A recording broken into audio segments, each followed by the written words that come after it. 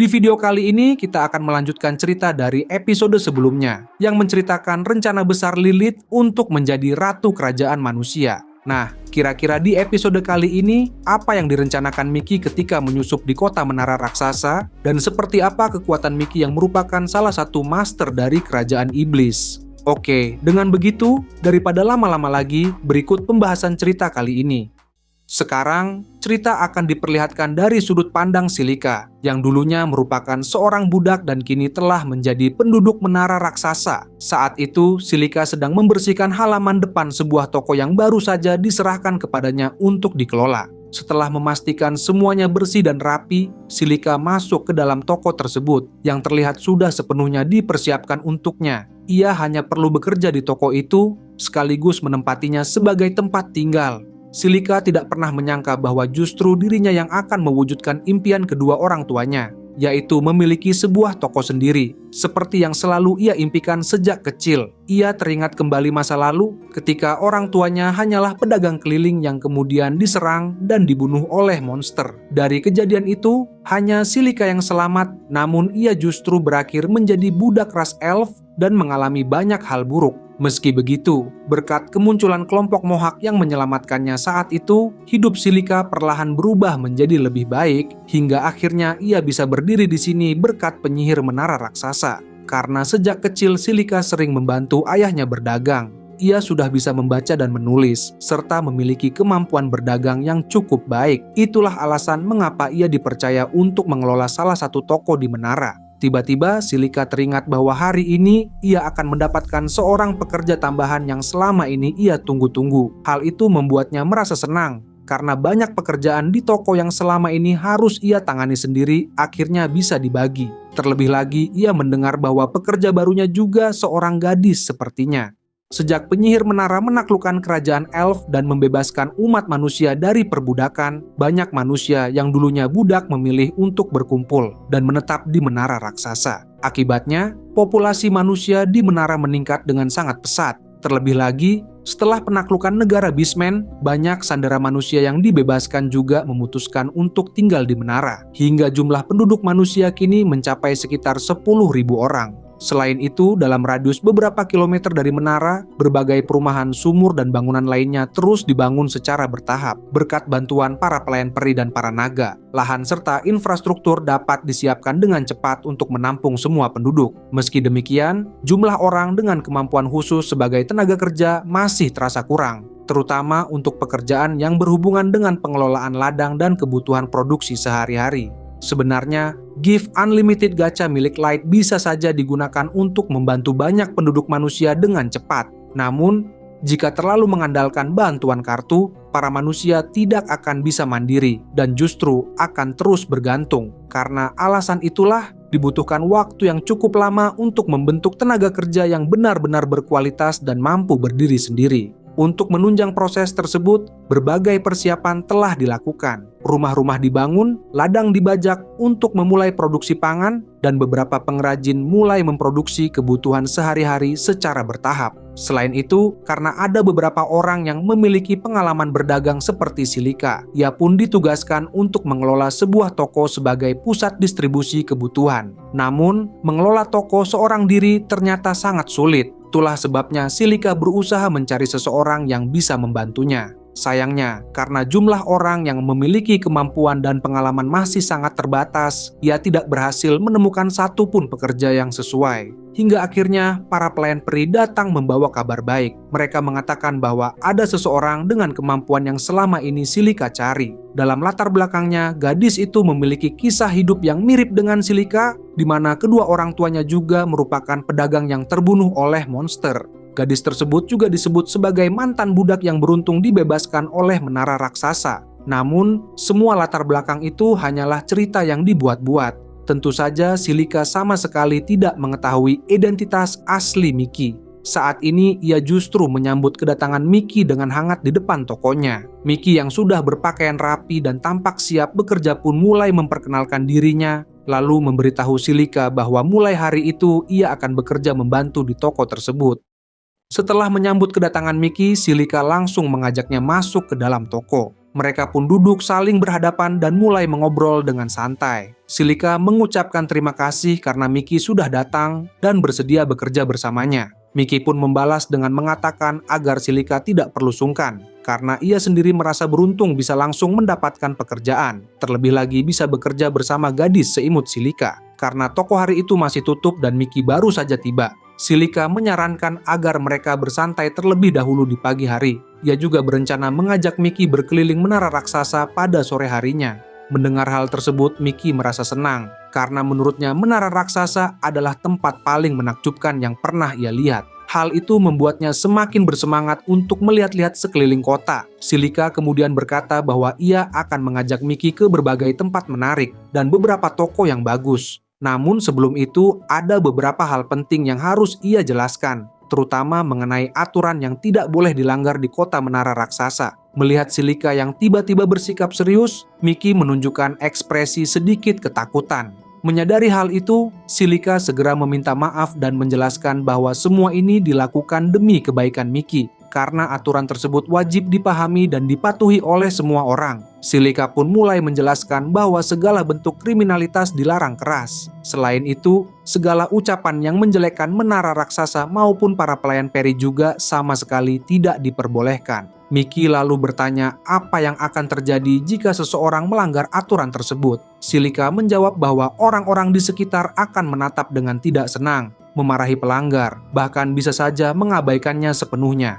Akibatnya, orang tersebut bisa dijauhi, tidak dilayani saat berbelanja, dan semua orang akan menjaga jarak. Silika kemudian menambahkan dengan nada lebih tegas bahwa tidak peduli seimut atau secantik apapun seseorang, para pelayan peri sama sekali tidak boleh didekati secara sembarangan, apalagi dirayu. Menyakiti pelayan peri, bahkan hanya berniat untuk melakukannya, merupakan pelanggaran yang sangat serius. Mickey kembali bertanya apa yang akan terjadi jika ada orang yang berani melanggar aturan tersebut. Silika pun menceritakan bahwa dulu pernah ada seorang pria yang mencoba mengikuti dan menyerang seorang pelayan peri. Dengan wajah khawatir, Mickey bertanya apa yang terjadi pada pelayan peri tersebut. Silika menjawab bahwa pelayan peri itu baik-baik saja, karena mereka memang sangat kuat. Namun, pria yang menyerangnya justru dibuat seolah-olah tidak pernah ada di dunia ini. Menurut cerita Silika, para pelayan peri menyebut bahwa pria tersebut benar-benar tidak tahu diri. Meski telah diselamatkan oleh penyihir menara, ia justru berkhianat dan tidak membalas budi. Karena itu, ia dianggap tidak pantas tinggal di menara raksasa. Tidak ada satupun penduduk kota yang melupakan jasa penyihir menara bagi umat manusia. Sehingga pengkhianat seperti itu dibuang dan dikembalikan ke tempat asalnya saat ia masih menjadi budak. Sejak saat itu, tidak ada seorang pun yang lagi menyebut nama pria tersebut. Bahkan anak-anak sekalipun, ia diperlakukan seolah-olah tidak pernah ada di dunia ini. Kemudian, Silika menegaskan agar Mickey tidak pernah menyinggung pria tersebut di hadapan siapapun. Ia juga mengingatkan agar Mickey tidak melupakan jasa penyihir menara dan para pelayan peri, serta tidak pernah sekalipun menantang mereka. Setelah menyampaikan semua hal penting itu, Silika menyarankan agar mereka sarapan terlebih dahulu. Lalu setelahnya barulah berkeliling di kota menara bersama-sama. Sementara itu, Mickey berpikir bahwa rencana penyusupannya sejauh ini berjalan dengan lancar. Meski ia merasakan ada beberapa keanehan dan hal janggal di kota menara, hal itu tidak terlalu ia hiraukan. Baginya, Silika terlihat sangat imut dan ia yakin nantinya akan bertemu banyak pria dan gadis imut lainnya. Pikiran itu membuat Mickey semakin bersemangat untuk berkeliling kota menara bersama Silika. Setibanya di pusat kota menara raksasa, Silika mulai menunjukkan kepada Mickey berbagai tempat penting. Mulai dari toko makanan yang terkenal enak, area yang ramai dikunjungi para gadis, hingga toko-toko pakaian. Meski begitu, menurut Silika jumlah rumah penduduk masih belum terlalu banyak. Mickey pun setuju, kemungkinan karena kawasan pertokoannya memang masih dalam tahap berkembang. Kemudian, Silika memberitahu Mickey bahwa di pusat kota terdapat sebuah bangunan besar yang terlihat sangat keren, yaitu sekolah. Di tempat itu, para pelayan peri berperan sebagai guru dan mengajarkan anak-anak membaca, menulis, matematika, olahraga, serta berbagai pengetahuan dasar lainnya. Sebenarnya, Silika juga seharusnya bisa bersekolah, tetapi karena harus bekerja untuk menghidupi dirinya sendiri, ia memilih mengurus toko. Sambil tersenyum, Silika mengaku bahwa melihat anak-anak seusianya bersekolah terkadang membuatnya iri. Namun kehadiran Miki setidaknya sedikit mengurangi perasaan itu. Tak lama kemudian, Miki melihat seorang gadis di alun-alun kota yang terus berteriak menyampaikan sesuatu, sehingga ia merasa penasaran dan bertanya pada Silika tentang apa yang sedang terjadi. Gadis itu ternyata adalah Kwon, yang saat itu sedang berorasi di pusat kota. Ia menyerukan kepada para penduduk menara agar mempercayai doktrin menara raksasa dan menikmati kebahagiaan atas pembebasan umat manusia oleh penyihir menara dan saintes Mia. Mendengar nama doktrin menara disebut-sebut, Miki pun meminta penjelasan lebih lanjut kepada Silika. Awalnya Silika tampak ragu, tetapi ia akhirnya memutuskan untuk menjelaskannya sambil terus berjalan. Setibanya di perbatasan kota, Silika mulai menceritakan tentang doktrin menara, yaitu sebuah ajaran yang memuja penyihir menara, para pelayan peri, serta saintes Mia. Miki lalu bertanya siapa sebenarnya saintes Mia, karena ia baru pertama kali mendengar nama itu. Silika menjelaskan bahwa saintes Mia adalah seorang penyihir perempuan yang memperjuangkan ideologi kebebasan bagi umat manusia. Menurutnya, bukan hanya penyihir menara dan para pelayan peri yang berjasa, tetapi Mia juga telah banyak membantu manusia. Karena itulah, banyak orang mengikuti ajaran tersebut dan menyebarkan ideologi kebebasan umat manusia sebab mereka merasa telah ditolong oleh saintes Mia. Meski demikian, Silika sendiri mengaku belum terlalu memahami ajaran itu secara mendalam dan memilih untuk tidak terlalu terlibat jauh.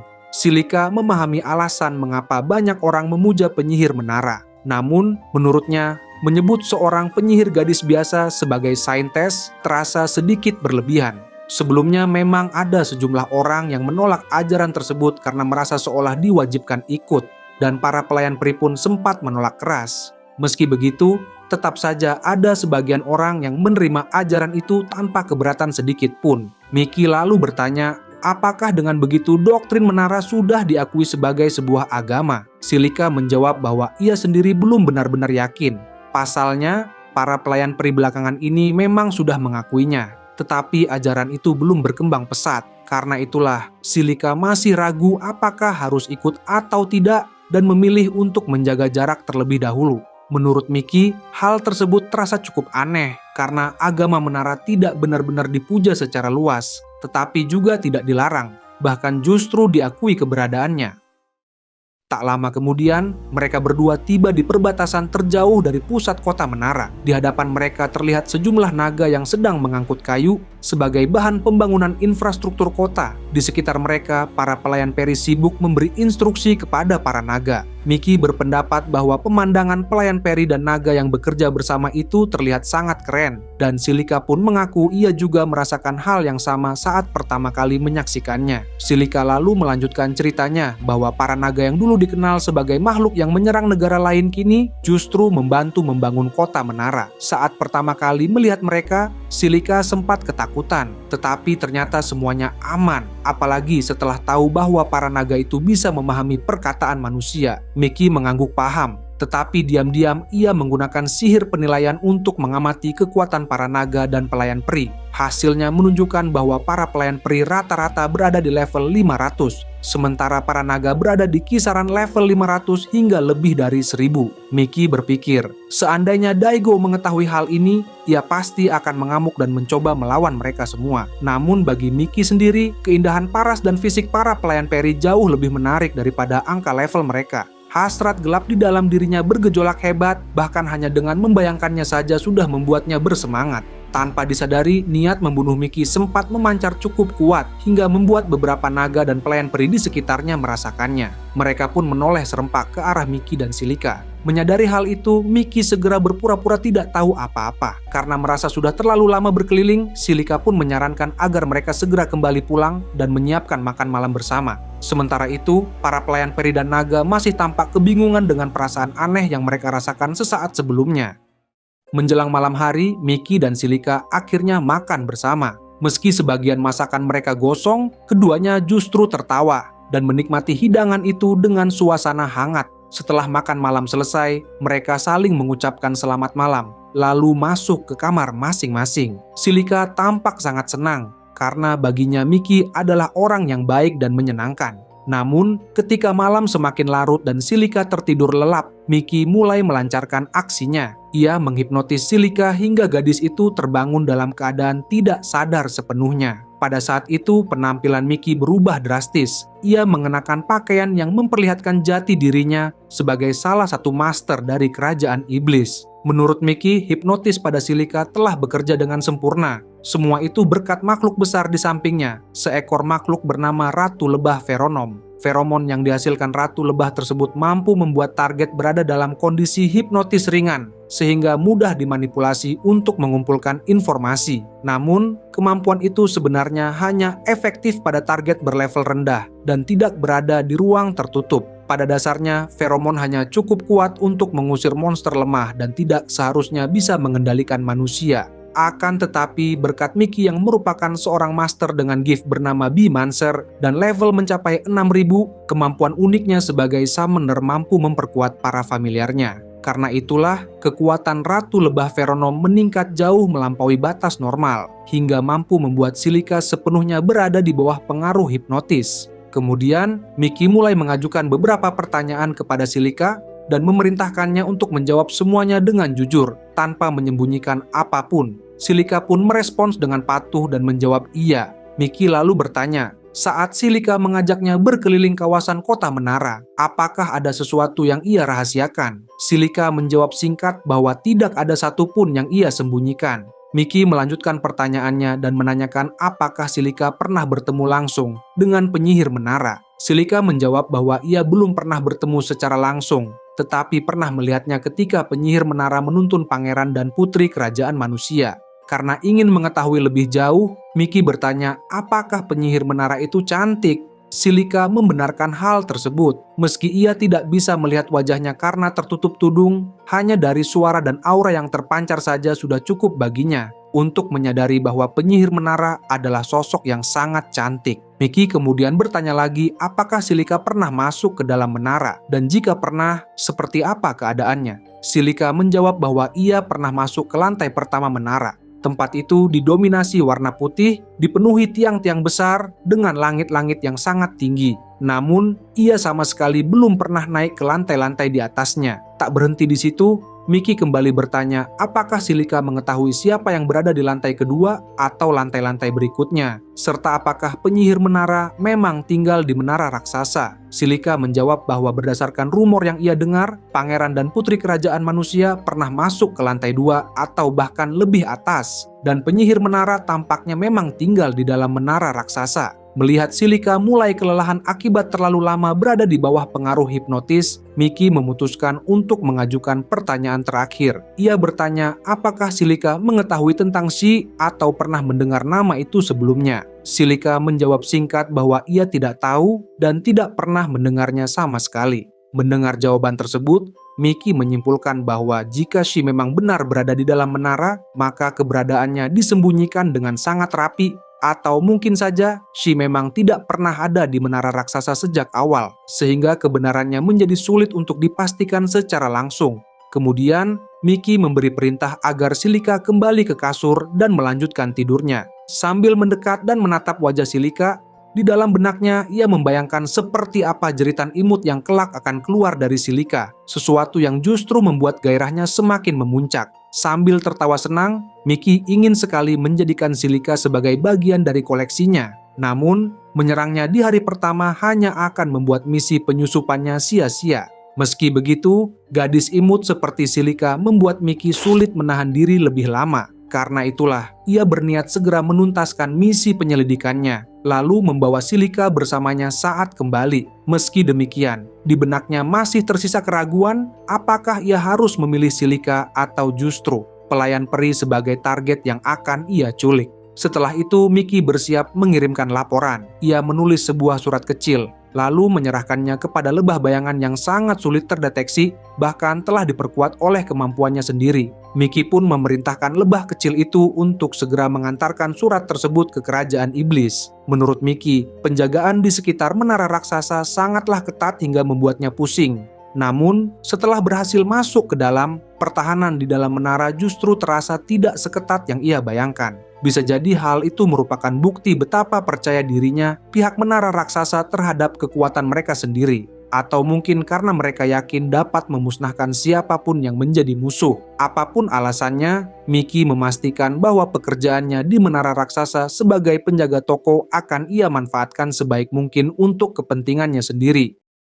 Sementara itu, di bagian hutan terdalam dekat menara raksasa, Light memberitahu bahwa hari itu merupakan kali kedua Lilith menjalani peningkatan level. Kali ini ia akan dibantu oleh 2 orang, yaitu Gold dan Nemumu, yang nantinya juga akan berperan sebagai pengawal saat pertemuan dengan negara-negara lain diadakan. Lilith kemudian memperkenalkan dirinya dan meminta kerjasama kepada mereka berdua. Nemumu dan Gold pun bergantian memperkenalkan diri, sekaligus menyatakan kesiapan mereka untuk menjalankan tugas sebagai pengawal dan membantu Lilith menaikkan level. Setelah semuanya dirasa siap, mereka pun mulai melakukan perburuan monster. Berbeda dengan hari sebelumnya, kali ini Lilith terlihat sudah terbiasa saat membunuh monster dan terus melanjutkan perburuan demi menaikkan levelnya. Meski begitu, Nemumu berpendapat bahwa ketika Lilith mencapai level 100, proses untuk naik ke level berikutnya akan menjadi jauh lebih sulit. Light memahami hal tersebut. Berdasarkan pengalamannya sendiri, setelah melewati level 100, ras manusia membutuhkan poin pengalaman yang jauh lebih besar untuk bisa naik level. Ia sebenarnya bisa saja memanggil monster dari Cosmar Summon, tetapi hal itu berisiko karena Lilith bisa mengalami kelelahan ekstrem, bahkan serangan jantung. Meski demikian, Light menilai bahwa Lilith mampu bertahan sejauh ini saja sudah merupakan pencapaian yang luar biasa. Setelah itu, mereka memutuskan untuk beristirahat sejenak sambil menikmati teh. Di tengah waktu istirahat tersebut, Lilith tiba-tiba mengajukan permintaan kepada Light untuk melihat kota menara secara langsung. Light pun bertanya apakah yang dimaksud Lilith adalah inspeksi langsung seperti sebelumnya. Lilith menjelaskan bahwa sejak penaklukan negara Beastman, kota menara mengalami peningkatan jumlah penduduk yang sangat pesat dan banyak perubahan mulai terjadi. Karena itu, ia ingin mengunjungi kota menara untuk melakukan observasi dan inspeksi sebagai perwakilan kerajaan manusia, sekaligus melihat langsung perkembangan kota yang kini dihuni oleh umat manusia. Light memahami maksud Lilith dan berjanji akan mengantarnya ke kota menara dalam beberapa hari ke depan. Lilith pun mengucapkan terima kasih dan meminta maaf karena merasa telah bersikap egois. Light menanggapinya dengan santai karena menurutnya keinginan Lilith itu wajar. Setelah waktu istirahat selesai, mereka pun kembali melanjutkan perburuan untuk menaikkan level Lilith. Sementara itu, Silika mulai terbangun dari tidurnya. Entah mengapa saat ia mengingat kembali kejadian semalam, rasanya seperti baru saja mengalami mimpi buruk. Bahkan, ada perasaan aneh seolah-olah ada monster yang menjilati wajahnya ketika ia sedang tidur, sehingga ia memutuskan untuk segera mencuci muka. Tak lama kemudian, Mickey menyapanya dengan mengucapkan selamat pagi. Ia terlihat sudah siap membantu pekerjaan dan bahkan berniat menyiapkan sarapan untuk mereka berdua. Silika merasa sangat terbantu dengan sikap Mickey tersebut. Namun, ia menyarankan agar tidak perlu terburu-buru dan mengajak Mickey untuk memasak bersama saja. Setelah sarapan bersama, Silika dan Mickey mulai bersiap untuk membuka toko. Hal pertama yang mereka lakukan adalah mengecek stok barang, lalu membagi tugas masing-masing agar pekerjaan bisa berjalan lancar. Setelah itu, mereka mulai menata barang dagangan dan membersihkan area depan toko. Namun, saat Mickey membuka salah satu peti kayu, ia baru menyadari bahwa barang di dalamnya adalah sabun. Silika membenarkan hal tersebut dan menjelaskan bahwa sabun memang termasuk salah satu barang dagangan utama di toko mereka. Menurut Mickey, sabun seperti itu seharusnya bisa dijual dengan harga mahal jika dipasarkan di luar kota. Mendengar itu, Silika pun menjelaskan bahwa sabun di menara raksasa berbeda dengan yang dijual di tempat lain. Sabun tersebut diproduksi langsung oleh para pelayan peri, sehingga biaya produksinya bisa ditekan dan harganya menjadi lebih terjangkau. Selain itu, sabun itu juga memiliki fungsi penting karena dapat membersihkan tangan dengan baik, mencegah penyakit dan menjaga kesehatan penduduk, sehingga menjadi produk yang sangat populer dan serbaguna. Tiba-tiba terdengar ketukan dari balik pintu toko. Silika pun memberitahu bahwa toko mereka masih belum dibuka dan meminta orang di luar untuk menunggu. Namun, orang yang masuk ternyata adalah Gold yang menjelaskan bahwa mereka bukan tamu, melainkan datang untuk membantu. Silika pun segera meminta maaf karena salah sangka. tak lama kemudian, Light muncul menyusul. Kali ini menyamar sebagai Dark bersama Nemumu dan Lilith di sisinya. Melihat ketiganya datang secara mendadak, Mickey langsung memperhatikan mereka dengan penuh minat. Baginya, ketiga sosok itu terlihat sangat imut dan kehadiran mereka justru membuat Mickey semakin bersemangat. Itu saja untuk pembahasan cerita kali ini. Jangan lupa untuk like, share, and subscribe. Sampai jumpa di video berikutnya.